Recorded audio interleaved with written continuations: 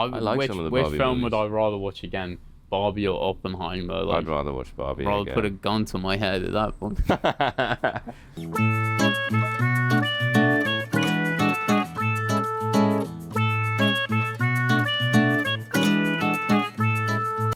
Hello everybody, and welcome back. So where there's a will, There's a Dre. Episode 8. Episode Yeah. 8. We're back again. Bet you never thought we would get this far, No, but here we are, and we're back in our original shooting location. on our way to be a movie star. Yeah. I got some bars. You got some bars for I us? was just trying to Okay, keep it going, but I have nothing else. no bars today. Yeah, we're back on the balcony, the OG spot. I won't Reloaded. say where we are, Yeah, but it's a lovely area. but there's a lot of buses that go by, and A lot of police. yeah. So today, what are we talking about today, Dre? Hit So us. we're gonna start off with some recent topics, Yeah. a little news catch up, and then News of the week. news of the week, I and then like we've got our own fun little segment. Mhm. How would you describe it without giving it away? Well, you'll just have to listen and find out. Yeah, See if you can catch the perfect segue, which we use later on, towards that little subject we'll talk about. no pressure. No pressure at all. Brilliant. And yeah, for those of you who commented on last week's episode, we're very sorry if we. No. What were the comments? Say? Not No, just some responses to shout. All good. all good. Okay. Well, keep commenting. Yeah. Keep getting involved, guys, because we love it. You never know. You might get your own shout out, Yeah, just like Reese and Josh. and quickly, just please subscribe because we're doing decent for viewers, but sub-wise, It's looking rough. it's looking rough. It would really help us out to Yeah. look a little bit more legit if you could drop us a sub, only if you have an account, that is. Please. That would be great. Please. Anyway, so this week there's been a lot of topical controversy. A lot's been going on in Hollywood, and especially at a recent event that we're going to talk about. There's been a lot of backlash for various different things. So a lot of stuff we're going to be covering here is kind of hot topics and controversial. So we don't mean to cause any offence when we're speaking about this. We're simply relaying events that have gone on and giving our opinion. And we're going to try our best to, not ruffle too many feathers. No. But we're going to fire off with a really strong one. Whoa, no, So- no, we're not. No. Not in that way. No strong opinion. So, you've probably all seen by now that at the BAFTAs, Sinners came through with a lot of awards. Yeah. Um, So we look like a pair of mugs, don't we? Because yeah, we were really shitting on Sinners. And, one of the best reels we've had in terms of engagement is us shitting on Sinners. Yeah, So, yeah. People didn't like that. no. So Sinners came through with best screenplay, best score, best supporting actress, and obviously there was this incident with Michael B. Jordan and Delroy Lindo, I think his name Yeah, is. he's been in the game a long time. I He's remember from London, isn't he? Is he? Yeah, he's Oh. English. Oh, that's crazy. Yeah. I remember him being in the Rocky films as like Apollo Creed's trainer. Oh, really? But then he was in, because of that, he was in what's the Michael B. Jordan one? Boxing Creed. film? Creed. Yeah, so he was in Creed, Okay. and then I guess that is tied to Ryan Coogler, Yeah. and then Ryan Coogler, obviously very well known for shooting with the same actors like Michael B. Jordan, has reused in that. So they went up to accept together, as they were both in Sinners, and I Yeah, don't know which I don't know award what it was award for it was. specific, but it won a lot of awards. And then what happened? So they were on stage to accept an award, and this racial slur was shouted out by John Davidson, who has Tourette's syndrome, and he shouted the N-word. And But he was invited to the BAFTAs because he was the real life inspiration behind the I Swear film, which was a low budget film that did really well. yeah, because the guy won Best Actor for that, which was completely sort of Yeah. left field, wasn't it? So, okay, my controversial take on this is obviously, this is Andreas's take, I not think mine. if you I don't invite, know what you're about to say. So. yeah, he's just trying to save his own bacon here. But look, my take is if you're gonna invite a man with pretty bad Tourette's to an award ceremony, then you've already kind of signed off that whatever he says is kind of okay, because he has no control over it whatsoever. Like, it's like, you know, I don't think that that's bad to say. I think, yeah, if you invite somebody with Tourette's to the award show and he says something bad, it's like I'm trying to give an analogy that makes it comparatively alright, but I feel like that's enough said. My issue with the whole thing is the BAFTAs is pre-recorded. You get like a 2-hour gap between it and actually like it being on TV. Oh, really? You know, they cut out other people speaking. Someone said Free Palestine. They cut that out. Yeah. So why wouldn't you cut this out and sort of, well, first of all, Michael B. Jordan and Delroy Lindo have to deal with that on stage. Yeah. And I thought they handled it pretty well. Yeah. Yeah. But like, you could just not have them have to handle it in the public eye and just, you know, cut it out. See, but then if that's me putting my tinfoil hat on, tinfoil hat Dre here, but I feel like something like that happening drives so many more clicks, and also if they exactly, it's fucked up. It's for the publicity. It's hard to say, oh, you shouldn't have said that, mate. Somebody who has a condition where they can't control what they say. It's like fundamentally he has done nothing wrong. The language is foul, and I condemn that slur completely, but also, yeah, it's not like he could have done anything about it. But it's crazy because a lot of actors have came out expressing their disdain for it, and like Jamie Foxx. Yeah, he was really like very angry about it online. And a lot of people are like, you know, and it's fair enough, you know, everyone's entitled to their opinion. Well, for me, it seemed like they kept it in more out of wanting to drive engagement and less out of wanting to spread awareness.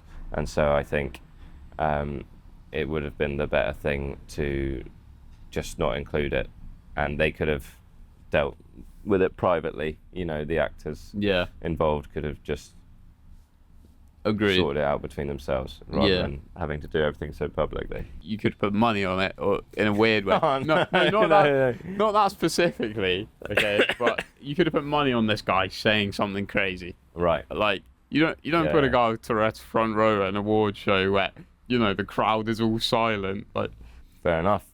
Yeah. You think move on. You think he's a scumbag? And No, I don't think he's a scumbag. I just almost don't want to. You think his weigh in at all on this? You said his tongue should be removed and he should never be allowed to speak again. Yeah. Yes. All for the clicks, man. That's gonna make a great clip. Okay.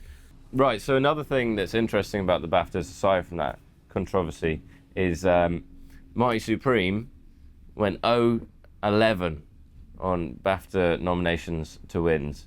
0 BAFTA wins, which is pretty crazy and doesn't look good for our Oscar predictions. No. But yeah, what do you think about that? That's like I read somewhere it's tied with the most losses in history. Yeah, it's interesting. I read that. I remember that from earlier. Yeah, it's interesting you got that knowledge. Yeah. I think that the reason it didn't win anything is because of the people behind who made it. I don't think it's because it's a bad film. It's just a great film. I think it's because things that Timmy have said that are bad for his press, and obviously. What's he been saying? Well, did you see the thing that Timothée Chalamet said about ballet and opera recently? Yeah, I did see that. There you go. You can check that off as another. Drop that in. Controversial week for Hollywood, but yeah, as you guys might have already heard, but he was basically talking down on opera and ballet and saying that nobody wants to watch that and that it's dying out. Yeah. And he got boy, did that kick up a fuss. Yeah, but they're waiting for his every bad move. Yeah. But in general, he has been publicly very confident about himself and about, you know, his ability. And I feel like that maybe has rubbed a lot of people the wrong way because... I know, I've come across people who really don't like him, and I'm like, why? Like, I don't know. Yeah. I don't know. He divides opinion. Right, isn't he? But, you know what they say about publicity, not all publicity is good and all that stuff.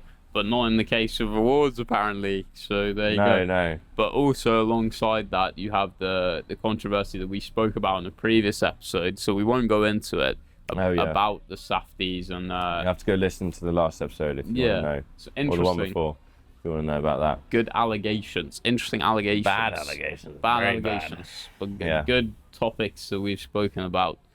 Juicy tea. Nice. No awards. No awards. Yeah, so that's pretty brutal. It's not great, but yeah, I think it is because of outside noise, actors not being liked. I do think that it is a popularity contest. I just think, there's so much.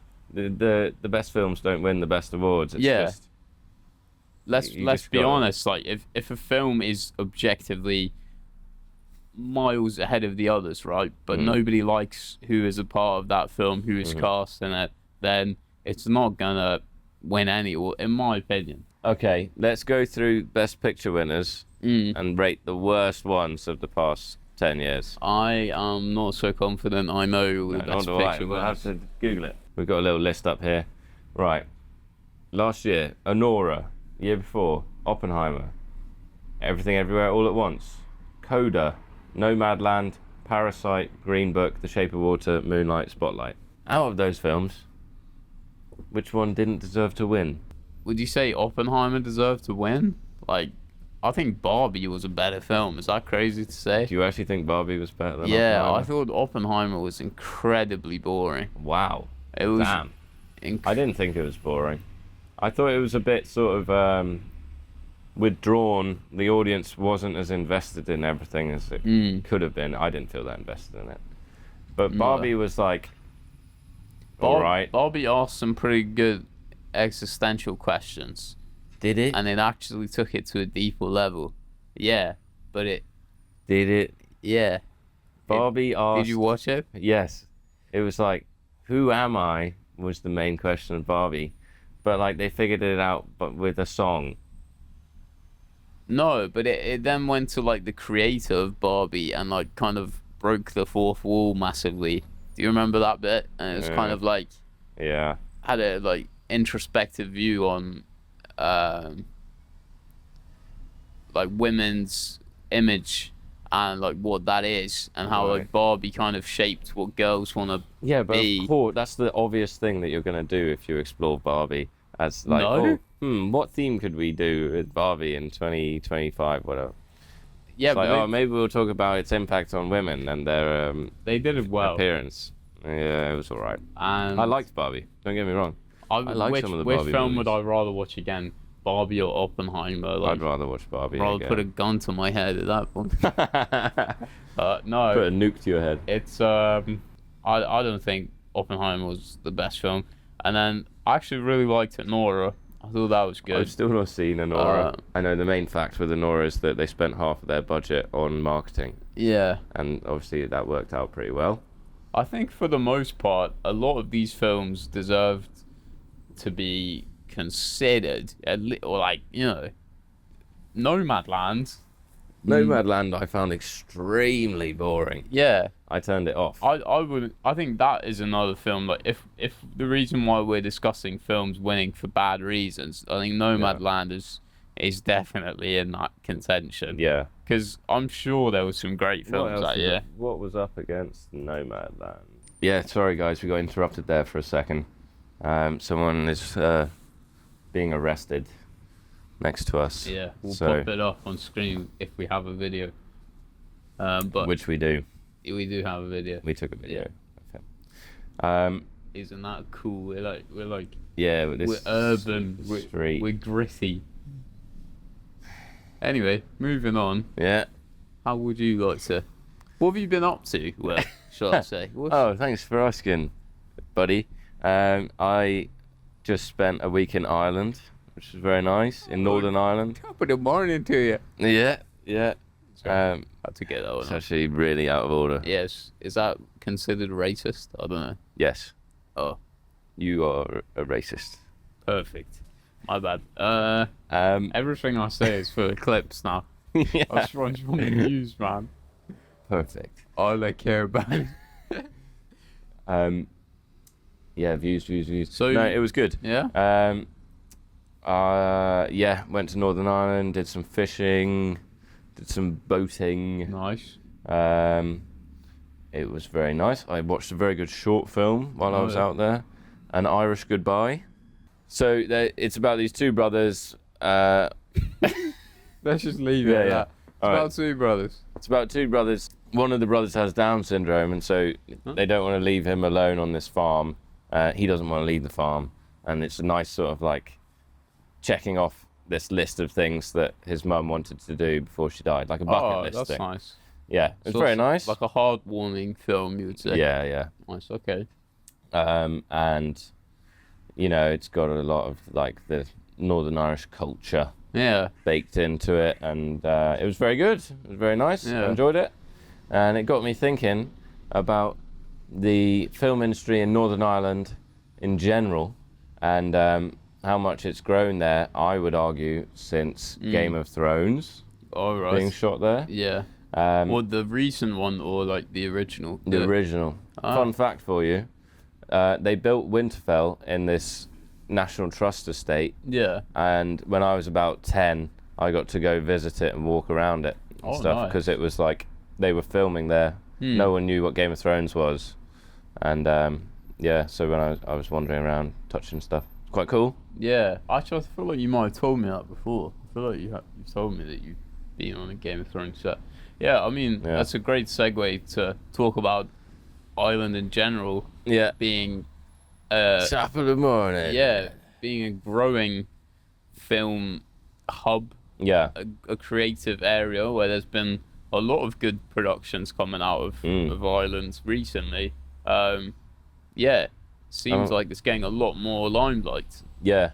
I think like originally people came there because of the natural beauty and that sort of thing, but I think there are a lot of monetary Advantages. yeah, like they want people shooting there and they want more people shooting there, so Okay. maybe some sort of tax relief stuff. I don't know, I'm not sure how it works. Yeah. But yeah, there's a lot going on. I would like to do the Game of Thrones tour out there. I reckon that'd be quite fun. Oh, that is They've got like a a thing. studio tour. Okay. You know, you get to see some prosthetics and Yeah. some sets and that sort of Cool shit. stuff. Yeah. Yeah.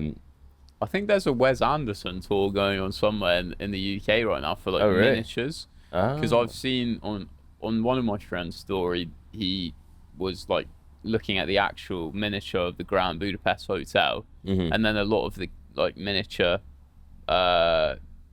animals from, I think it's Fantastic Mr. Fox. Yeah. Oh, that sounds cool. Yeah. That would be nice to see, actually. Yeah, I would quite like Be a to nice go day see out something type like thing. that. But yeah. There's also a lot of Irish actors doing very well at the moment. You know, you got Jessie Buckley, Yeah. who we stand love. out. Yeah. Although I did watch a film of hers. Maybe I'll come back to it in a bit. I didn't like. Anyway, Jessie Buckley, Cillian Murphy, Paul Mescal, Yeah.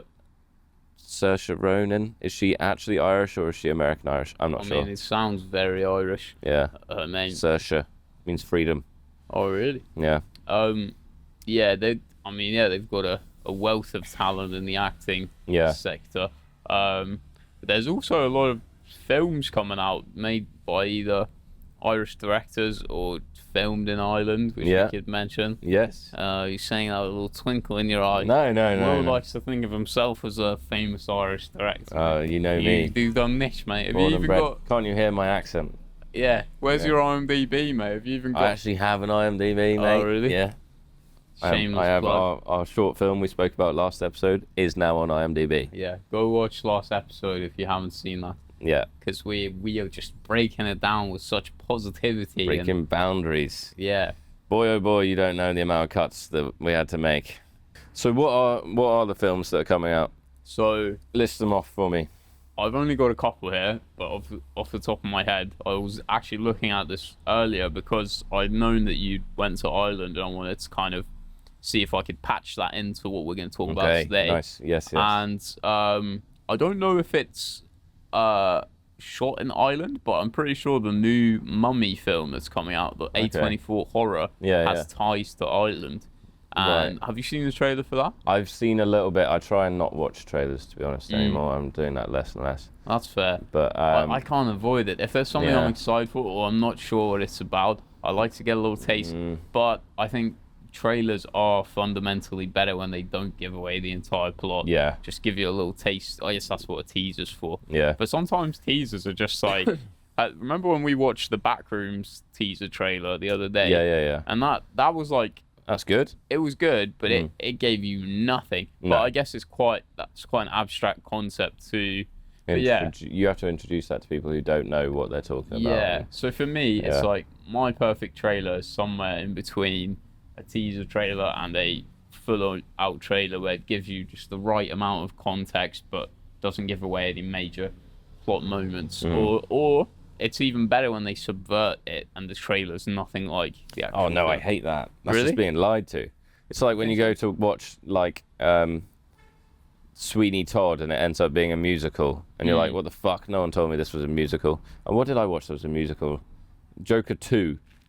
I was like, oh mate, you're joking me. I never watched it because I heard a lot of bad things about it. It wasn't really my choice to go watch it, but Well, do what you gotta do, man. But yeah, so the Mummy, and then there was also the Mummy is big. It's linked to Ireland. Is the director Lee Cronin? I hope I've got that right. And he is an Irish director. Right. So that's the tie there. Probably wasn't shot in Ireland. But then you've got that other horror film. Probably shot in Egypt.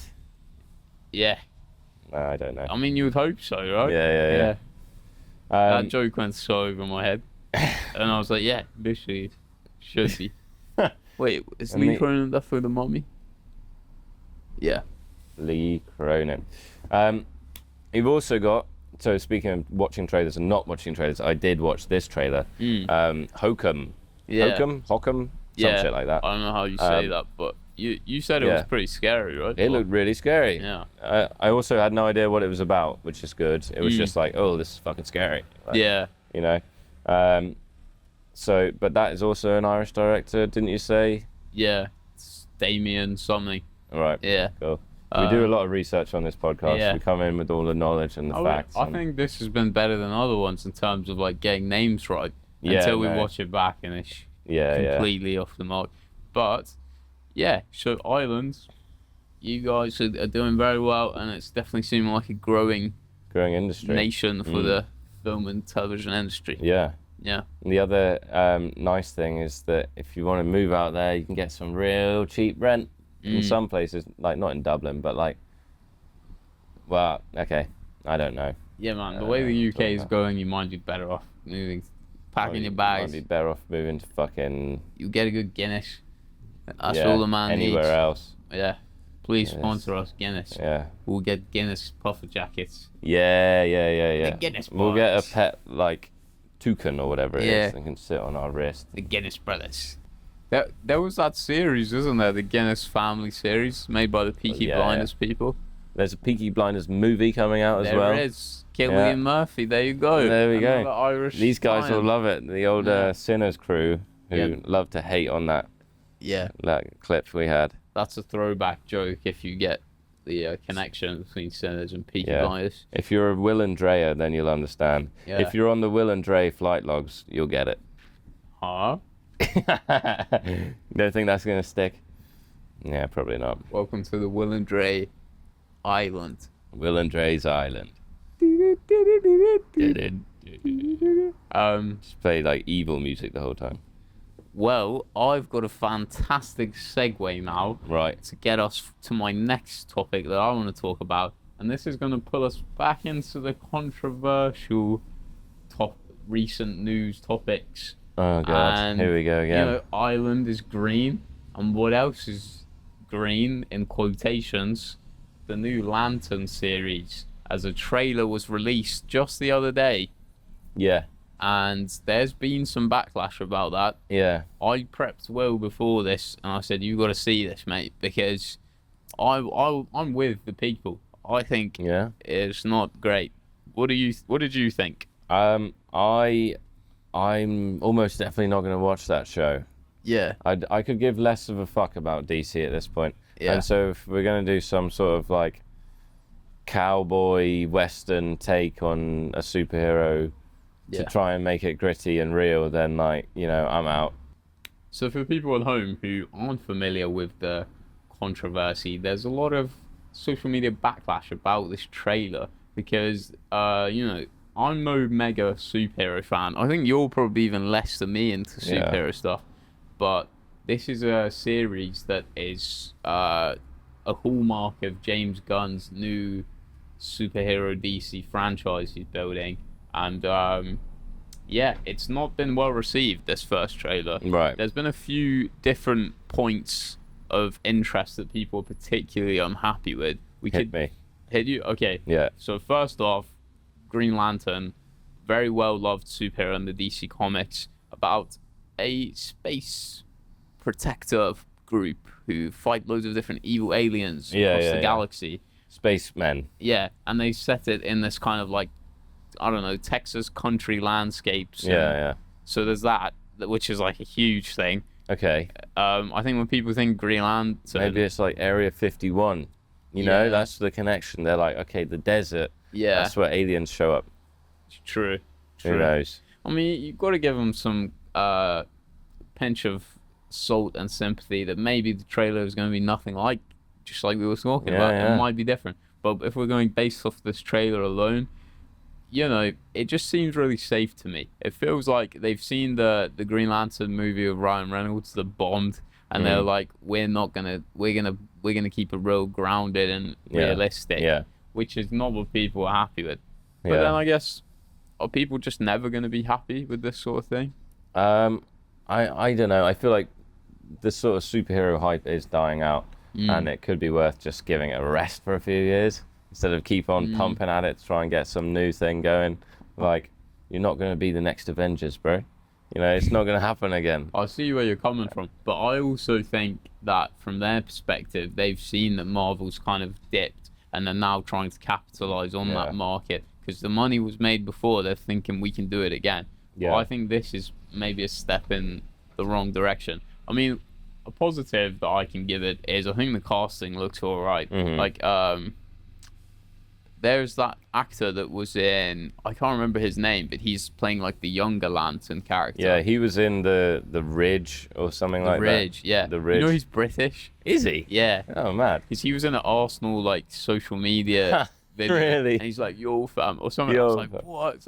So he does a good American accent. Oh, that's mad. Yeah, I also really like Kelly MacDonald. I think she's really good. Another Brit. Yeah. She's Scottish, I think. Yeah, I'm not sure what her character is going to be in the series. It's hard to tell. No, but she looks like she could be the villain, but I reckon there'll be another villain. Yeah. It's probably from space. But yeah, I mean, there's no space fighting. There's no, like, the whole thing is looking like it's based on Earth, which it seems really safe and really boring. And I feel like they're just scared of it, looking like Green Lantern, because I don't know if you're aware of this or if as the viewers know, but Green Lantern was, I think, the lowest ever rated superhero film. Really? It was. I remember watching it as a kid and thinking it was quite funny. Yeah. Well, Ryan Reynolds, just carrying. He did the best job he could, but Ryan Rizzled.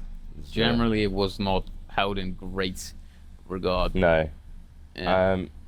One thing you mentioned is the color grade. I mean, I don't know if it's the grade or the lighting choices, or it's probably everything really, but just being really quite bland and washed out. Yeah. And I think that is a recurring problem that you see nowadays in film, where everything is just this same sort of very soft lighting, very simple lighting setups that you could, very simple. He's not a fan of that one. Very soft lighting where you can kind of just like do so much in post because they can't make up their minds beforehand. They're like, oh no, but what if we want to do this? What if we want to do that? Or what if this actor gets cancelled and then we have to write them out of the whole thing? And then, all this sort of bullshit stuff. that comes in the way of producing an image in camera or near enough in camera that is really good and you're going to stick with and you're not going to change a million times. Yeah. And I think that's the issue with lighting today, is that there's no commitment to letting a scene be as you want it to be, and it drives me mad. I tend to agree with you there, and actually I've got a great segue for talking about fixing in post for the next thing I want to speak about. But I've got a few more things I want to say on this. Okay. But I agree, the color grade is a big thing. I didn't see an inch of green or saturated colors in general. Well, it's not called Green Lantern, is it? It's just Lantern. That's why. Yeah, maybe. No more green.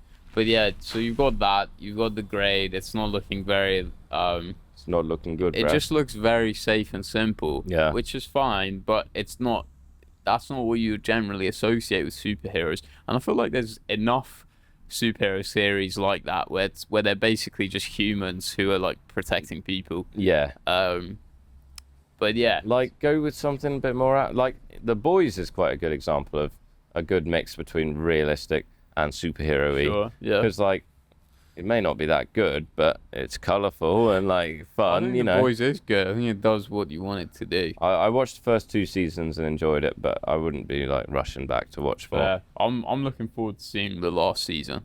Season 6? Yeah, this is the finale, and I'm hoping there's some good social commentary with what's going on right now. I'm hoping that they take some risks. Yeah. But yeah, that could be a topic for another video. But yeah, the grade is bad, and the suits as well, which I don't know if that is because of the grade, but in turn, you've got this suit that looks more like a brown suit. Yeah, Brown Lantern. Somebody said online it looks like a UPS worker costume. Right, okay. So, yeah, we got some beeps that are part of the panel, car beeps. Yeah. It's all part of the fun. Yeah, the grade's bad. Yeah. I think this whole like when I watched the trailer, it felt like you were watching like an old school detective series with like the old detective and then the young rookie. Yeah. It's got that sort of buddy cop mixed with old mean town sheriff mixed with I don't know what else. Yeah, it is the Training Day kind of vibe. Exactly. Yeah. Many. This cliche has been done many times. Yeah. And, you know, I think people are within their right to be unhappy about that, you know? Yeah. And especially, the diehard DC fans. Who would be your perfect Green Lantern, then? I like... Well, you like... All right, Aaron Pierre. Yeah. Because... No, but go on. There's got to be... Because there's a whole team of them, aren't there? There's like the fish one, the strong one. Yeah. Who would you want to play Sinestro?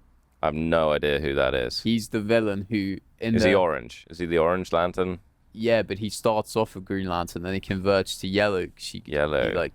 He does like an Anakin character arc. Have you won any? I mean, you could just name someone who'd be a good villain and you'll win. Who'd be a good villain? I'm gonna go with... I want to see Joaquin Phoenix back as a villain again. Oh, that's a great shout. Yeah. Because he's got kind of the eyes to play. He does. But I don't know if he's too old to play that character. He would have to play, because in Gladiator, he was like the sort of bitch villain. Yeah. You know, but now he would have to be kind of a bit more composed, I think. Yeah.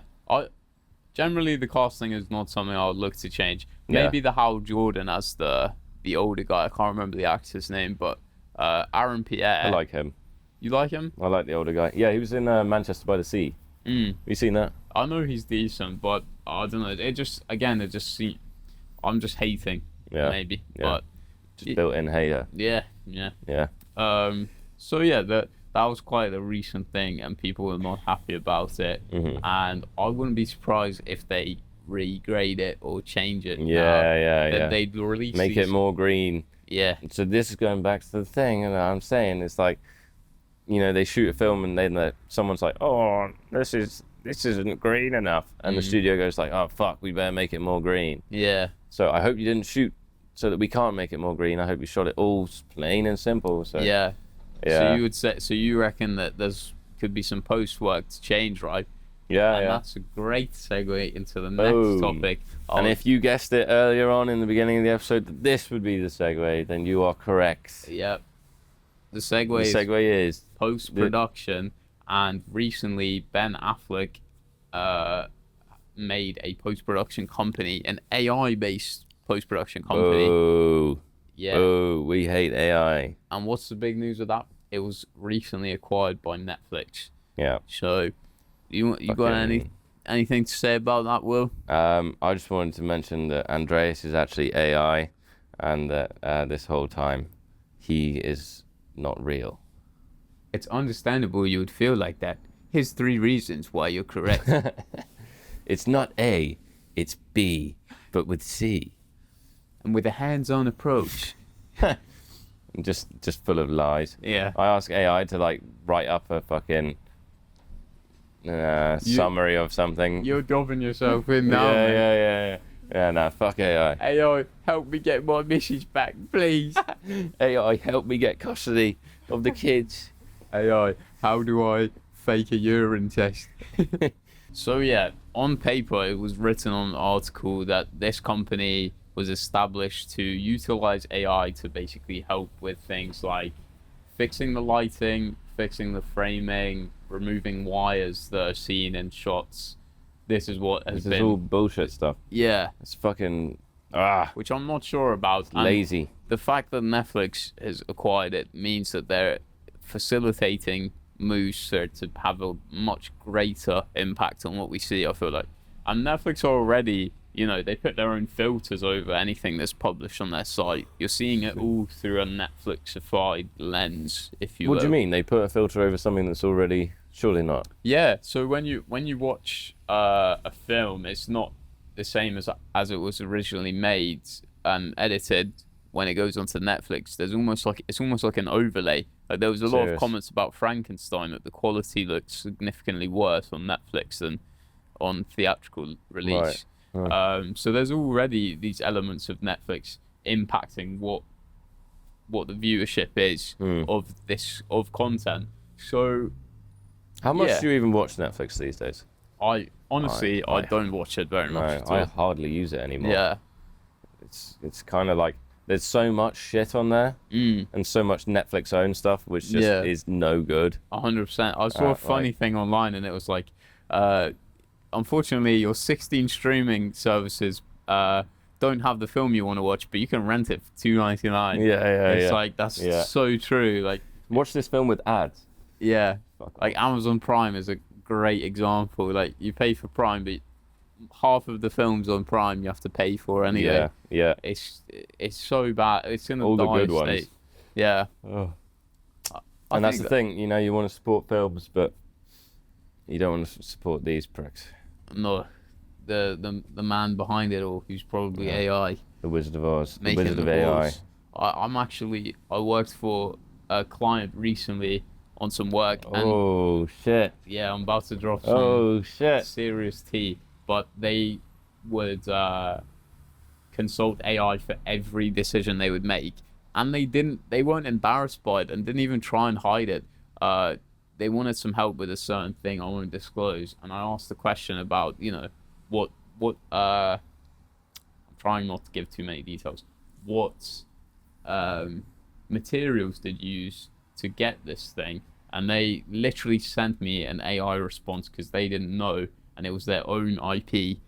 And yeah, that all sounds like jargon what I'm saying here, but the bottom line of it is there are people in big, powerful positions who just ask really AI, heavily reliant on AI just to do everything. And it comes to a point where most of our bosses are basically AI at this point. Like, AI led. I'm working the thing, for the AI. My problem with AI, I have so many problems with AI, but like it completely removes the skill involved in certain tasks. Like you say, AI will fix the lighting. Why the fuck is there not someone doing lighting well? Yeah. Like why does it need fixing? And I know mistakes happen, and sometimes it's reshoots are expensive. But like, come on, man! Like, can't we just get people trained to a good level and like those people exist? Hire them, pay them well.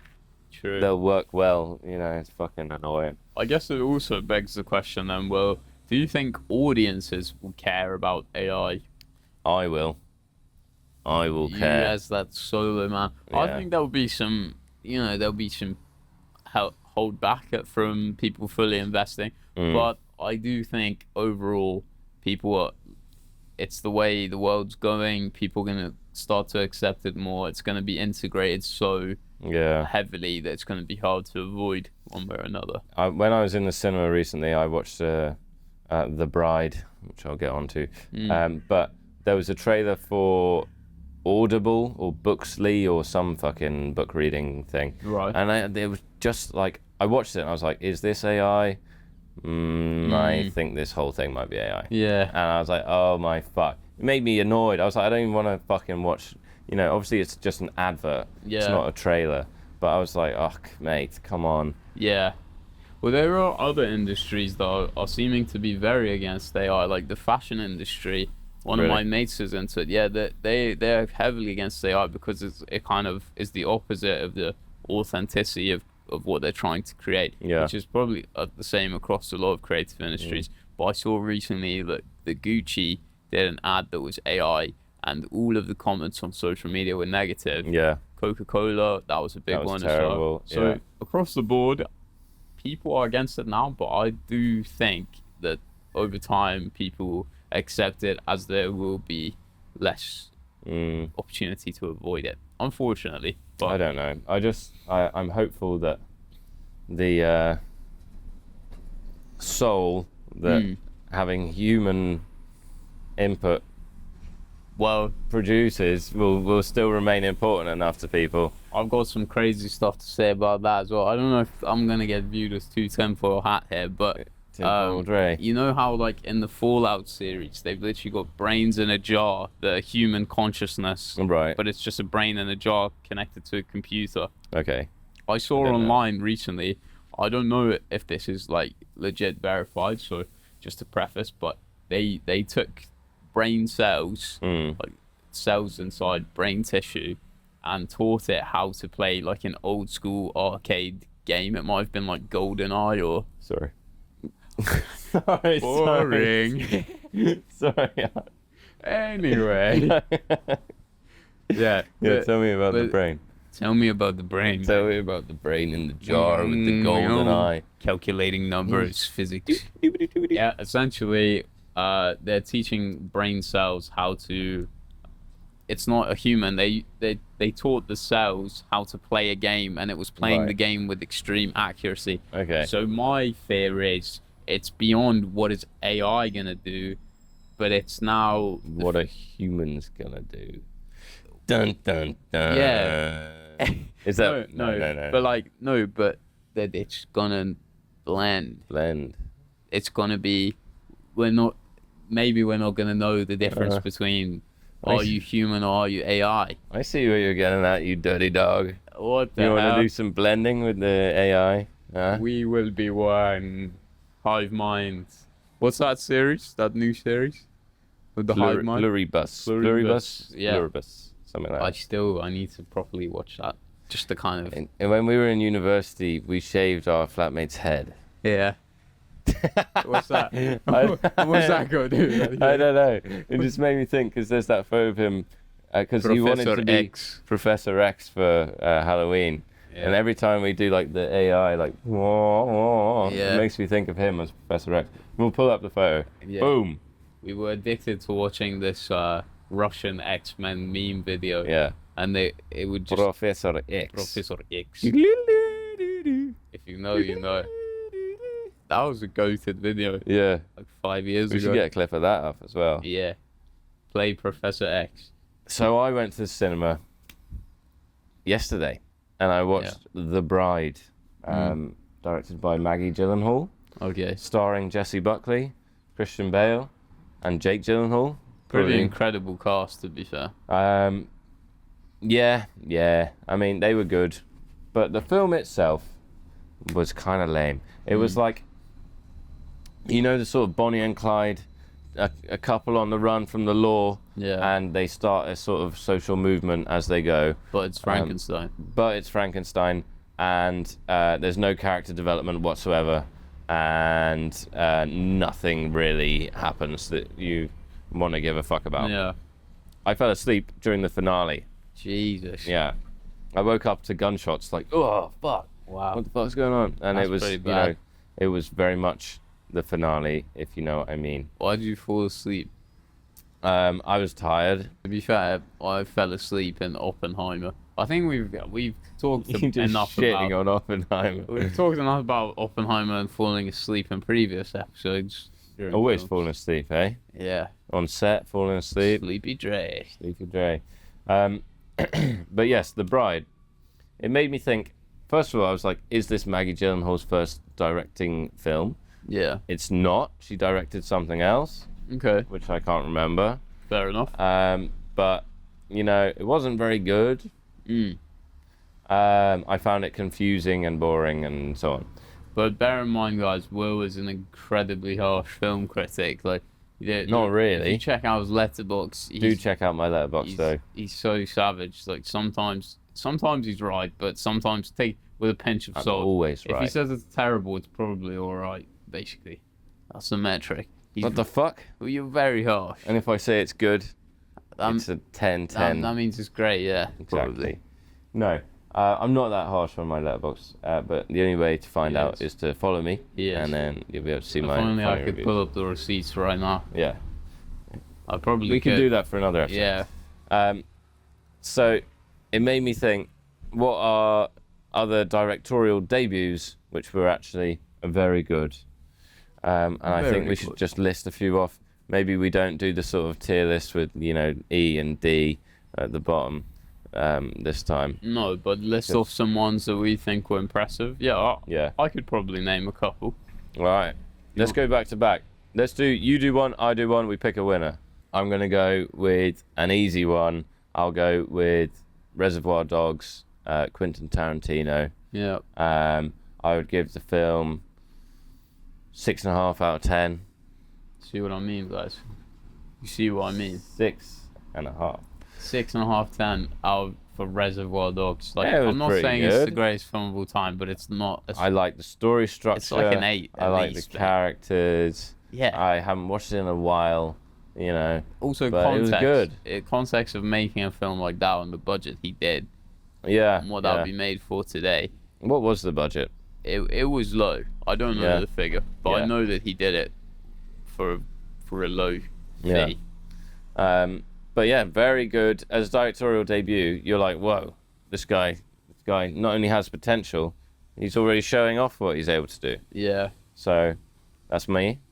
That's Yeah. mine. I kind of wanted to go with an outside shout. Yeah. So I was thinking about this. And how about Emerald Fennell, Yeah. disciple of Greta Gerwig, with her debut film Promising Young Woman.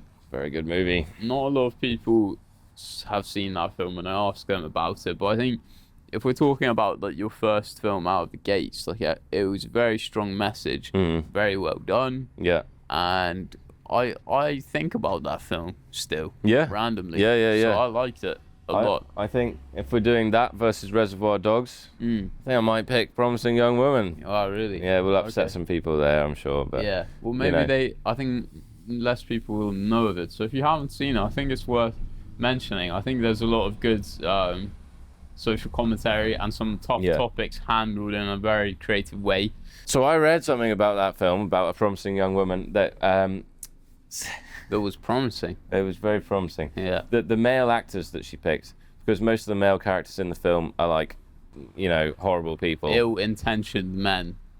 Very Yeah. much so. And she picked actors that were playing really nice male roles and like, you know, non-threatening, non-villainous, nice roles. So you got Bo Burnham. Yeah. You got that guy from that sitcom, Yeah.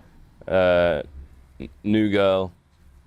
The guy from that, Yeah, I get Schmidt. what you're saying. So to kind of like, to throw people off. yeah, and further the point that, you know, it is the people that look like that. Yeah. Because normally with these films, those sort of characters, it's established very bluntly how they are. You are this, you are that, and the reality is the perpetrators of these sort of crimes are they are seeming well at the start. Nice guys. Yeah, it's always the nice Yeah. guy. You know, I like Yeah. that. And Carey Mulligan, I hadn't really seen her work before. She's the lead actress for that. Yeah. I think she was also in Saltburn, She another was. Emerald Fennell film. So if you don't know who we're talking about, Emerald Fennell, you might know Saltburn because that was pretty big. Yeah. Or Wuthering Heights is her new Heights, film. her new one. But yeah, she's probably pretty well known She's now. up there now. Yeah. But back when I watched it, I think we may have watched it together, I don't know. But Emerald Fennell wasn't as big, and that was a great start. Following down the line, I'm not as like... You're going off.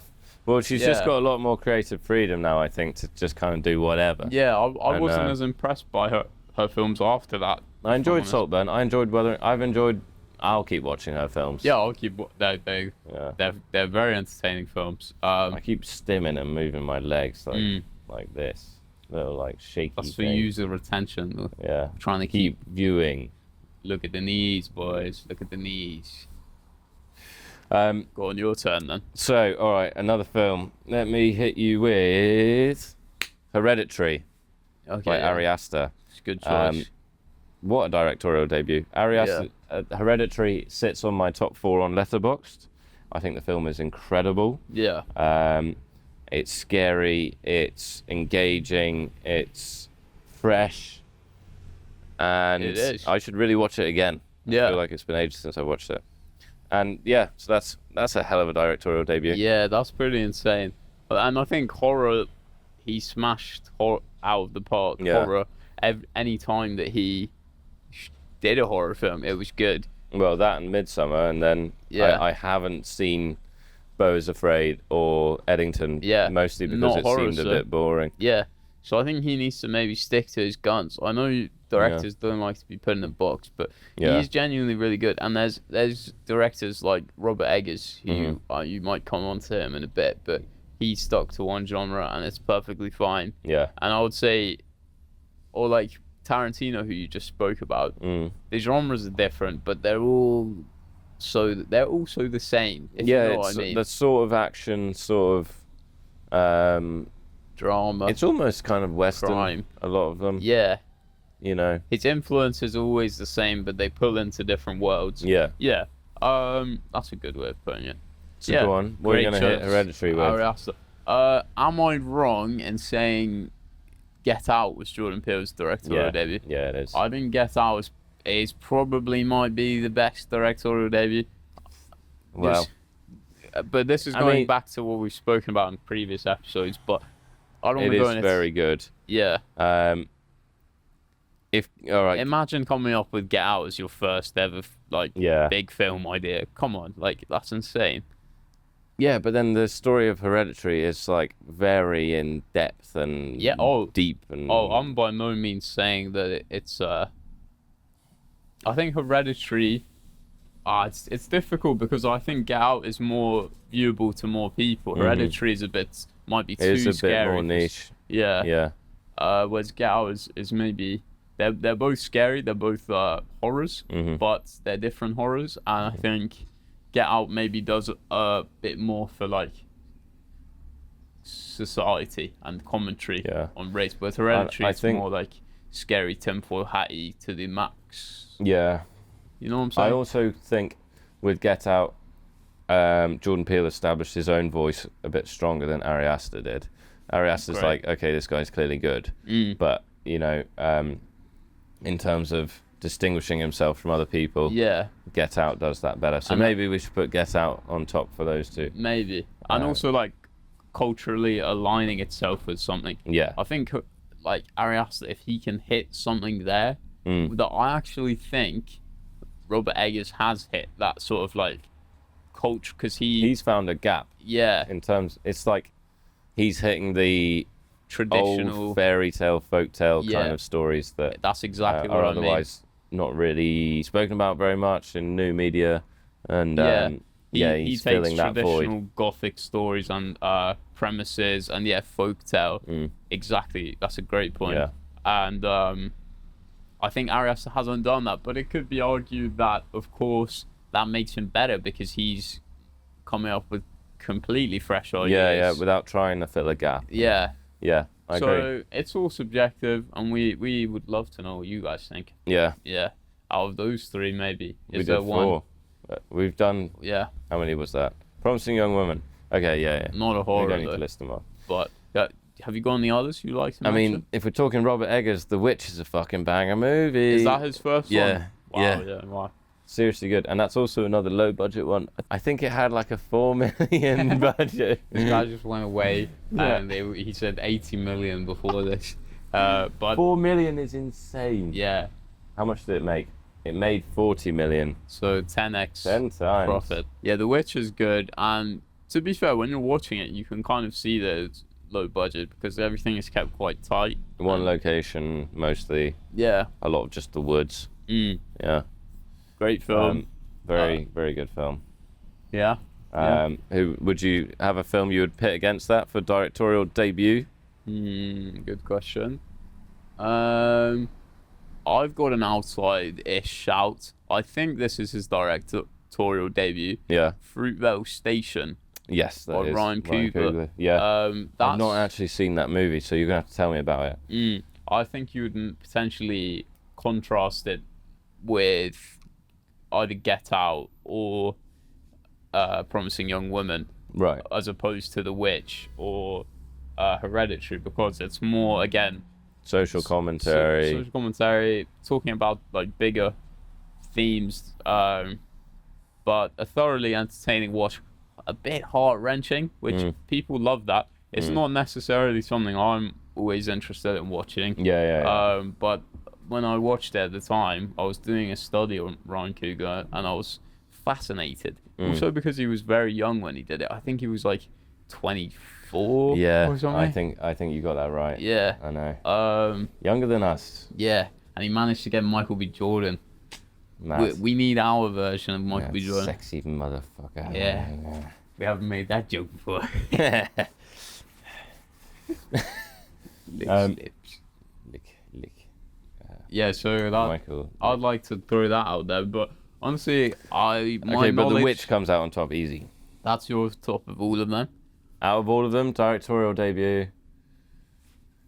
Yes. The Witch. Especially now that I know the budget was 4 mil. Yeah. Wow. The Witch is so cool. God, I would burn through 4 mil. If it was for budget though, then I'm pretty sure Tarantino spent less. I feel like he might have spent like 600k. 600k. I might be wrong about that. Reservoir Dogs budget. Oh wait, that's the first search as well. Yeah, but that's in 1992. Yeah, but $1 million back then. Oh yeah, I guess that was a lot of money. But that's making a film for $1 million is great. That is amazing. Yeah. But you can also tell that it's low budget. I think. I mean, the blood looks hilariously low budget. Really? Yeah. But that's become part of his style. This whole like. Yeah. You know who makes great fake blood? Sam Raimi. Well, that doesn't surprise me. To be fair. He was talking about how he makes fake blood on that new He film. makes it. No, well, His team. his team makes it, but it's his concoction. All right. What is it? It's like caramel and it's very weird. I don't remember. Right. Okay. But it always looks good. The fake blood in his films. Yeah. Fair. I'm coming for you, Spider-Man. Spider-Man. But Great. yeah, just thought that was funny. Check out the videos online about how Sam Raimi makes fake blood if you're interested. So I always watch weird videos like that. Yeah. In my spare You time. do not want to see Andreas' search history. You've got it right here, guys. It's mostly clean, mostly. Did you watch After Sun with Paul Mescal and the little girl? Maybe. I think I've seen it. That's a directorial debut. We may have just Googled it. Charlotte Wells. Very good movie. That was good. Yeah, great, mate. Loved it.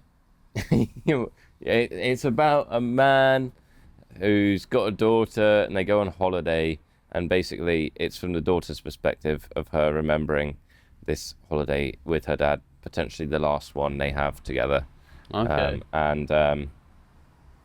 It was very moving. Yes. Is that new? It's relatively new. When is Yeah. it? 2022.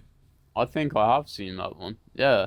So that as a debut is good. Another very low budget thing. That's the thing with directorial debuts, is they're quite often very low budget. They're always going to be low budget, And aren't so, you get to see people working with the minimum, and Yeah. and you normally see a lot of talent that way. True, but I do think there's something to be said about directorial debuts, that a lot of them aren't big and they aren't successful, and maybe that the meaning of your directorial debut, it doesn't have to be world changing. You just have to establish yourself and show that you can make film of decent enough quality. Like the Safdies, like heaven knows what the Safdie brothers made that as their, and that wasn't like a huge film. Now people talk about it a bit more, but only because of the success of like I would say people haven't been talking about it until maybe Uncut Gems. I guess what I'm trying to say is, like, go out there and make the movies, guys. That's my message. Make movies. Don't worry about being the next, Hereditary or the next. Just, aspire well, you could to be. It. You could be. You don't need loads of money. Just need a little bit of money, maybe. Yeah, you just need some really rich and powerful friends. Yeah. And you maybe have a few skeletons in your closet. And you can get it done. But I think that does it. That's been the BAFTAs. Irish film. Social media backlash. News of the week. Hollywood. And Directorial debuts. All wrapped up on this episode of Where There's a Will, There's a Dre. Thank you very much, everyone. Thanks for having us, guys. Thank you. See you next time. See you next time. Enjoy your week. We should say that more. Enjoy your week, because these are coming out every Monday. Hey, it may be Monday, but don't go committing suicide or shooting up a load of kids. Okay, we've definitely said that too many times now. We need to... Yeah. Bye. Bye. Watch the camera. We're going to float away into the back. We're going to use AI to do it. Yeah. AI fixed the terrible lighting. AI fixed the sound. I just stared into the light. I can't see a thing now. Right. Peace. Goodbye.